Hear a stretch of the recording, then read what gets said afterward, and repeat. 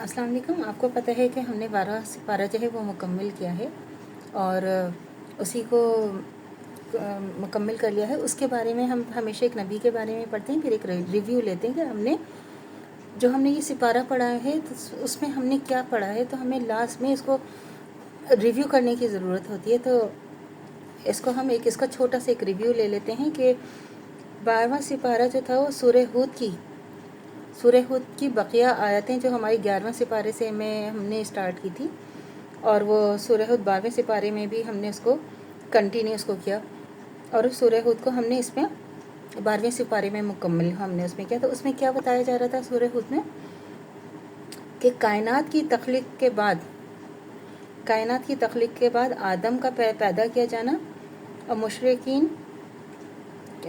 के कुरान से नावाक़फ़ियत, कि किस तरह जो मुशरिकीन थे जब वो कुरान नाजिल हुआ तो वो किस तरह का रिएक्ट कर रहे थे, उसके बारे में है। और कौम नूह अलैहिस्सलाम की कौम के बारे में हमने इसमें पढ़ा, और कौम को डराने का जो हुक्म उसके अंदर आया कि कौम के सरदार और सब कौम के जो सरदार थे उन्होंने कैसे इनकार कर दिया था। ये भी हमने बहुत तफसील से पढ़ा था कि किस तरह इनकार कर दिया था। और फिर नूह अलैहिस्सलाम की अल्लाह से उन्होंने इल्तिजा की थी और नूह अलैहिस्सलाम को कश्ती बनाने का हुक्म, और नूह अलैहिस्सलाम की अल्लाह से दुआ कि तूफ़ान नूह का आना और नूह का अपने बेटे को बुलाना, लेकिन वो जो है उनके बेटे नहीं आए थे। उन्होंने कहा कि मैं इसमें अपने आप को बचा लूँगा, लेकिन वो उसमें क्या हुआ था फिर कि वो उसमें जब सैलाब आया, जब पानी का जब बहाव वो उसके अंदर उसी में चले गए थे फिर।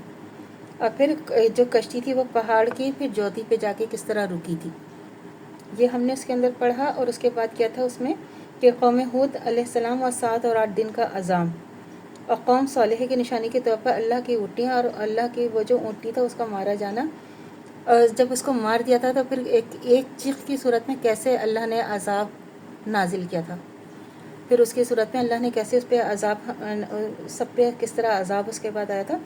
फिर कौम लूत अलैहिस्सलाम की तरफ फरिश्ते जब वो आए तो सुबह के वक्त तबाही और अज़ाब किस तरह नाजिल हुआ, और कौम शुएब अलैहिस्सलाम पर साहिबान का अज़ाब होना। मूसा अलैहिस्सलाम का हमने फिर वाक़या फिर इसमें हुआ, और मुजरिम कौमों का हशर किस तरह हुआ वो भी हमने इसके अंदर पढ़ा। फिर इंसान को जो है अल्लाह ताला बार बार याद दहानी कराते हैं कि कुरान आपने पढ़नी है, कुरान जब हम पढ़ेंगे, नमाज अल्लाह की तरफ रुजू करेंगे तो हमें फिर हिदायत मिलेगी, वरना हमें हिदायत नहीं मिलेगी। इतनी तफसील से अल्लाह ताला ने हमें बार बार नमाज और अल्लाह ताला की तरफ पलट जाने का हुक्म बार बार उसमें जो वो आता है। उसके बाद फिर सूरह यूसुफ जो है वो 12वें सिपारे से ही हमारे सूरह यूसुफ हमने शुरू की।